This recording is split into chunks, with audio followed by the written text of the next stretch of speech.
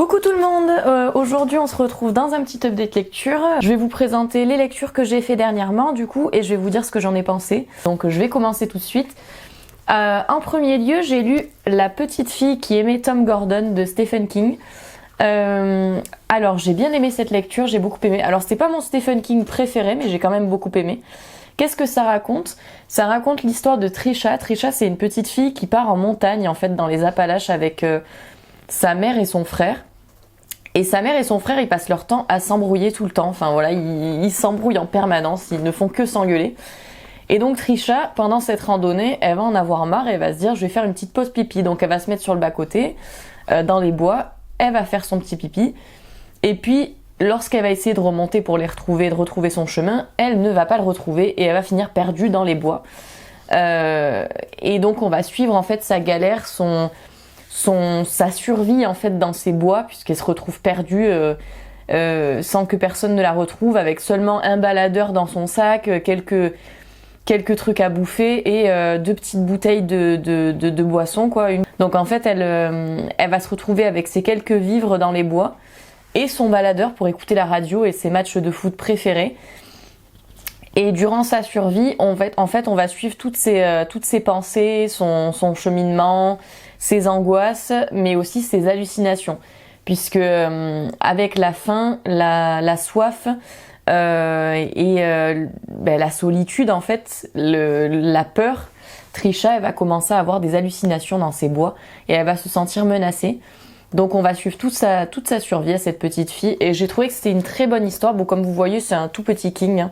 C'est pas le plus long et donc c'est quand même assez dynamique et j'ai trouvé que c'était vachement bien, enfin c'était très bien écrit, une très bonne histoire de survie, un bon Stephen King quoi. Je me suis bien attachée à la petite fille et j'ai bien aimé comment l'histoire se terminait, donc voilà, un bon récit dans l'ensemble, j'ai beaucoup aimé. Ensuite j'ai lu un truc un petit peu plus original, j'ai lu Sommeil de Murakami, là aussi encore un petit livre. Donc Sommeil, ça raconte l'histoire d'une femme qui, un beau jour, va se rendre compte qu'elle ne peut tout simplement plus dormir. Elle y arrive plus, donc voilà. Impossible pour elle de fermer l'œil. Voilà, du jour au lendemain, elle sait pas pourquoi, mais elle ne peut plus dormir. Et cette femme, elle a une vie plutôt monotone, avec son mari, elle s'ennuie un petit peu, disons qu'elle a pas la vie dont elle rêve. En tout cas, c'est ce qu'on ressent quand on lit cette histoire. Et en fait, ce que j'ai trouvé intéressant dans cette histoire, c'est que plus qu'un récit sur une femme qui ne peut plus dormir et les conséquences que ça a, on va aussi suivre les réflexions de cette femme en fait. Et on va se rendre compte que au fur et à mesure, cette femme, elle va avoir un cheminement presque philosophique en fait sur sa vie, ce qu'il en est jusqu'à présent, ce qu'elle a réalisé durant sa vie. En fait, on va avoir presque un récit philosophique. Ce que j'ai trouvé très intéressant. Et c'est aussi un livre qui est magnifique, je l'ai trouvé assez onirique, ce livre, très beau. Voilà, on a des dessins en fait qui parsèment tout le livre, quoi.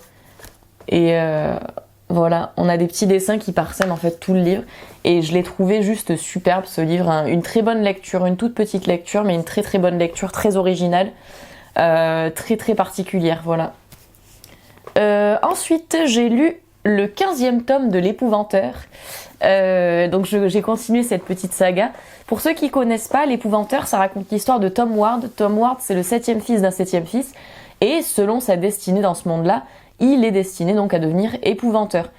Épouvanteur, c'est quoi? C'est un peu le mec qui, dans une comté, dans un village, dans un pays, que sais-je, voilà, c'est le mec qui va chasser la comté de toutes les créatures du mal, gobelins, sorcières, fantômes, démons, enfin toutes les créatures du mal, c'est lui qui s'en occupe. Et donc du coup Tom Ward, il va être formé, et dans cette saga, du coup on va suivre sa formation au métier d'épouvanteur jusqu'à son arrivée à ce poste.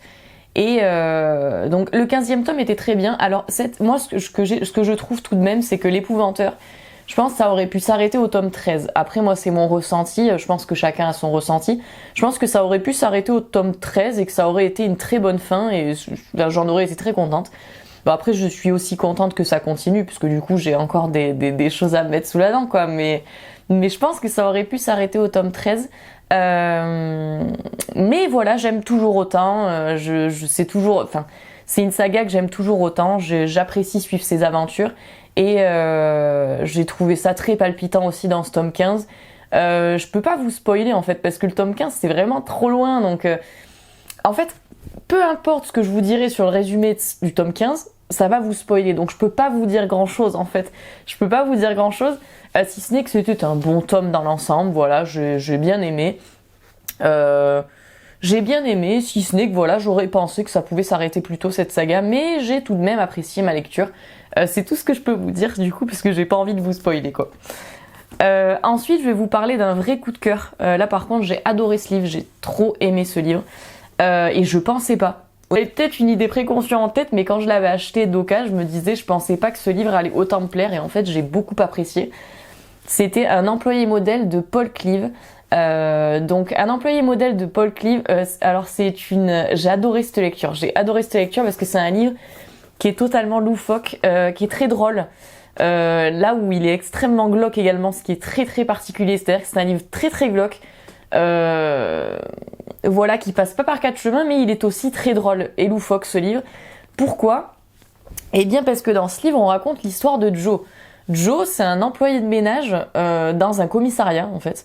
Donc dans le commissariat de sa ville, c'est un employé de ménage. Et donc, Joe, auprès de ses collègues, il va faire comme s'il était plus bête qu'il ne l'était quoi. Il va faire un peu, il joue comme il le dit dans le livre lui-même, il joue un peu l'idiot, voilà.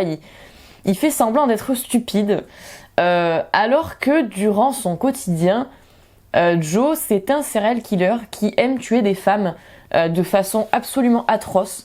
On le voit tout de suite dès le début du livre, hein, c'est-à-dire qu'on comprend tout de suite ce que cet homme fait de son temps libre dès le début du livre. Donc en fait, voilà, donc c'est un serial killer et grâce à son poste d'employé de ménage, celui-ci va pouvoir suivre le déroulé des enquêtes et savoir un petit peu où en sont les officiers de police.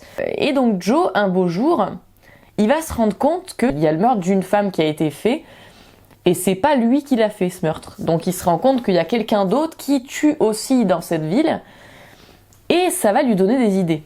Joe, il va se dire mais pourquoi je lui ferais pas porter le chapeau à ce mec de tout ce que j'ai fait jusqu'à présent et ça va lui donner des idées.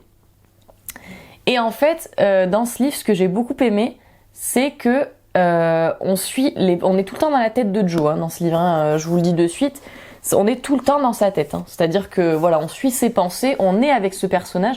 Bon, on est aussi dans la tête d'autres personnages, dont d'une des collègues de Joe. On va être dans sa tête de temps en temps. Mais on est surtout dans la tête de Joe dans ce roman. Et j'ai trouvé ça intéressant parce qu'en fait on suit toutes ces pensées qui sont très peu cohérentes des fois, très très peu logiques. Et on voit que c'est un gros psychopathe quoi. Ce mec c'est un gros psychopathe.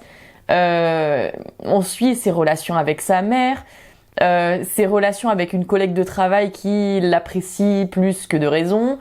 Et en fait on va suivre tous ces stratagèmes pour essayer de s'en sortir et de ne pas se faire démasquer. Donc c'est un livre très très intéressant. J'ai trouvé la fin vraiment super. Genre la fin, j'ai trouvé qu'elle était top. J'ai trouvé vraiment que la fin était top. Et moi je trouve ça important dans un livre que la fin soit bien parce que, enfin là pour le coup la fin je l'ai trouvée super. Je sais qu'il y a une suite à ce livre. Du coup je vais pas vous donner le titre de la suite puisque ça va vous spoiler un petit peu. Mais je sais qu'il y a une suite à ce livre et donc du coup je vais la lire parce que j'ai beaucoup aimé ce livre. J'ai adoré ce livre. Je l'ai bouffé en 2 jours, c'est pour vous dire quoi, alors que c'est quand même, il fait 400 pages je crois, et je l'ai bouffé en 2 jours, tellement j'étais à fond dedans, je faisais plus rien d'autre quoi. Donc ouais, un très très bon livre que je vous conseille. Ensuite une relecture que j'ai fait ce mois-ci, j'ai relu Dracula dans cette magnifique édition que je vous avais déjà montré dans une vidéo précédente. Dracula, moi j'adore, hein. C'est un de mes classiques favoris, c'est pour ça que je voulais le relire d'ailleurs, c'est un des classiques que je préfère. Pour ceux qui ne connaissent pas, Dracula, ça va raconter l'histoire de Jonathan Harker. Jonathan Harker, il part en Transylvanie un beau jour pour faire affaire avec le comte Dracula, qui a envie d'acheter un domaine en Angleterre, le domaine de Carfax. Et donc du coup, il va aller chez lui en Transylvanie pour conclure à cette transaction. Et en fait, alors durant son arrivée, déjà Jonathan il va se rendre compte qu'il y a quelque chose qui cloche puisque tous les villageois semblent le bénir sur le chemin comme si il allait dans un endroit pas forcément ouf en termes d'ambiance. Voilà, donc du coup il se dit c'est un peu bizarre, pourquoi tous les passants me font des signes de croix quand je passe, pourquoi, voilà. Il se rend compte qu'il est dans un endroit un peu chelou. Et quand il va rencontrer le comte Dracula, il va se rendre compte que c'est encore de plus en plus chelou.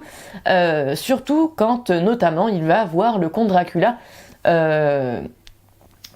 faire de ce qu'on pourrait appeler de l'escalade sur les murs de son château. Enfin voilà, il va se rendre compte que c'est un homme bien étrange, le comte Dracula, et qu'il est peut-être séquestré. Voilà, il est peut-être retenu là-bas à son insu, et voilà, donc moi j'adore cette première partie. Cette première partie du récit, je trouve que c'est la meilleure. Voilà, c'est celle où on est à fond dans le récit, parce qu'en fait, on suit Jonathan Harker et les découvertes lugubres, macabres qu'il va faire sur le comte Dracula. Donc en fait, quelque part, on le suit dans sa découverte de qui est réellement le comte Dracula. Donc ça, je trouve ça super. Je trouve cette première partie vraiment, enfin voilà, tu rentres de suite dans le récit. En fait, on a cette première partie, du coup, comme je vous ai dit, où Jonathan Harker arrive en Transylvanie et voilà, découvre qui est le comte Dracula, voilà, avec beaucoup de peur et d'effroi. Et on a une seconde partie où on va suivre la femme de Jonathan Harker, dont l'ami est très malade. Et cet ami va se faire soigner par le docteur Van Helsing, qui va vite se rendre compte que ses symptômes sont bien étranges et qu'il y a quelque chose qui cloche. Je vous en dis pas plus, parce que j'ai pas envie de vous spoiler sur tout le roman non plus. Surtout si vous l'avez pas encore lu, parce qu'il faut absolument que vous le lisiez. Et c'est un très très bon classique, moi j'ai beaucoup aimé. Pour ceux qui ne savent pas également, c'est un roman épistolaire, donc c'est sous forme de lettres, de courrier. Moi j'aime beaucoup cette forme dans le récit, ça ne me dérange pas. Moi les romans épistolaires j'aime beaucoup ça, donc forcément voilà, j'aime beaucoup. Et il faut absolument que vous le lisiez, puisque c'est l'histoire de vampire la plus connue qui existe. Donc je vous le conseille, une très très bonne relecture que j'ai beaucoup aimée, surtout dans cette magnifique édition. Enfin, que je vous avais déjà présentée, mais genre elle est incroyable quoi. C'est une édition Panini, j'arrive toujours pas à le croire, mais bon bref. C'est une édition Panini. Je crois que je l'avais payé je l'ai payé 7 € ce livre. Et enfin, j'avais absolument envie de relire Dracula dans cette magnifique édition. Donc au moins, c'est fait. La dernière lecture que j'ai à vous présenter, là aussi, une lecture très particulière. Ce mois-ci, j'ai fait des lectures assez particulières quand même. C'est la trilogie psychiatrique de James Osmond. La trilogie psychiatrique, qu'est-ce que c'est ? Eh bien, c'est une édition augmentée qui en fait va contenir les 3 romans de la trilogie psychiatrique de James Osmond, c'est-à-dire Régis, Sandrine et Dolores. Qu'est-ce que racontent ces romans ? Eh bien, c'est un peu compliqué. Là, je me lance dans une explication qui j'espère sera le plus clair possible. Alors, dans ces romans, on va suivre le profil type de 3 personnes souffrant de réelles maladies, si je puis dire, psychiatriques, voilà, de troubles psychiatriques. Donc on va suivre 3 personnes ayant des troubles différents. Et en fait, on va les suivre dans leurs pensées, et dans leur vie, voilà, dans les événements de leur vie.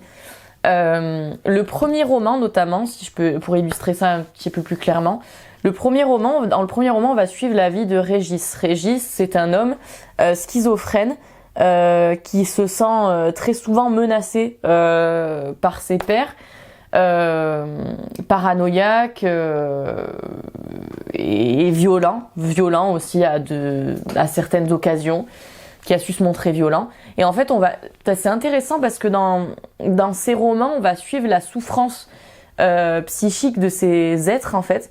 On va véritablement être dans leur tête, dans leurs pensées, dans leurs souffrances, dans ce qu'ils ressentent, en fait. Donc on va pouvoir se mettre à leur place, et même si pour certains, leurs actes sont vraiment discutables et affreux, en fait, on peut pas s'empêcher de ressentir un peu de compassion envers ces personnages, puisqu'en fait, on suit leur douleur, en fait. On suit leur douleur respective à chacun.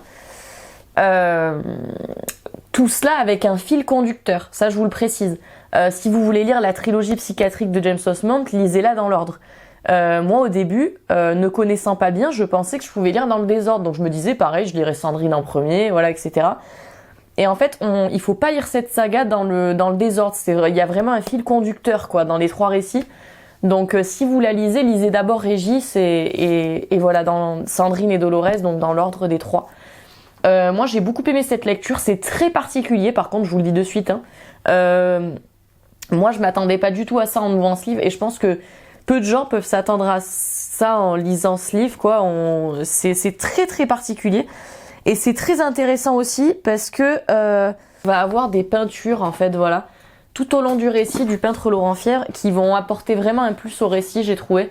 Et pour ceux qui aiment également écouter de la musique en lisant, il y a une playlist en fait, il y a une playlist pour chaque roman. Pour chaque roman, il y a une playlist parce qu'il faut le savoir, dans ces romans, la musique est très importante. Voilà, vous avez le QR code ici à scanner. En fait, ça vous ramène directement vers la playlist. Parce que dans ces romans, la musique est extrêmement importante. C'est des romans tragiques, très tristes, mais aussi, très tristes, mais aussi très intéressants. Je vous le conseille vivement. Voilà, même si c'est très particulier, je vous le conseille vivement. J'ai oublié de vous présenter une petite lecture. J'ai lu également The Creepypasta Collection, volume 2. Donc le 2e tome, je vous avais présenté le tome 1 dans une autre vidéo, là j'ai lu le tome 2. C'était une meilleure lecture que le premier. C'était vraiment une meilleure lecture que le premier. Étrangement, j'ai préféré le tome 2 au tome 1. Voilà, c'était quand même une meilleure lecture. Et il y a une histoire qui m'a vraiment fait flipper dans ce recueil et que je n'oublierai jamais. J'ai vraiment eu très peur en lisant cette histoire. Et pourtant, vous savez que j'ai l'habitude de lire des romans d'horreur. Je veux dire, j'ai plus peur de grand chose. Mais alors cette histoire, elle m'a fait froid dans le dos. C'était affreux. Donc dans ce recueil, il y a eu l'histoire, pour vous dire, il y a l'histoire d'une jeune fille qui va partir en Erasmus en Italie, me semble-t-il. Et cette jeune fille va arriver dans un appart qui n'est pas très cher, donc elle va se dire c'est super et tout, mais elle va se dire qu'il y a un truc qui cloche parce qu'il est pas cher, il est magnifique cet appart. Et cachée dans sa salle de bain va se trouver une créature absolument horrible qu'ils vont libérer. Et ensuite, va se passer des trucs horribles. Et cette histoire m'a fait hyper peur, voilà. Parce que je l'ai lu le soir et je me suis vraiment mis les flippettes, quoi. J'ai eu trop peur. Donc voilà. Il y a vraiment des histoires dans ce recueil qui m'ont fait peur. Et d'autres qui m'ont laissé de marbre, hein, vous vous en doutez, c'est le jeu de toute façon, avec les recueils, les anthologies, tout ce qui est recueil de nouvelles, anthologies, etc., c'est un peu le jeu, hein, c'est-à-dire que vous savez que vous allez pas tout aimer, hein, c'est difficilement possible, bien entendu. Voilà, des histoires qui m'ont laissé de marbre, des histoires que j'ai beaucoup appréciées, mais dans l'ensemble, une très très bonne lecture. Donc j'ai beaucoup aimé cette anthologie. Voilà. Voilà pour mes lectures, ça y est, j'ai terminé ce petit update. J'espère que ça vous aura plu. Si vous en connaissez certains, n'hésitez pas à me donner votre avis, ça m'intéresse. Et si vous avez des conseils lecture également, n'hésitez pas, ça m'intéresse aussi. Donc voilà, et je vous fais de gros bisous et je vous dis à très vite.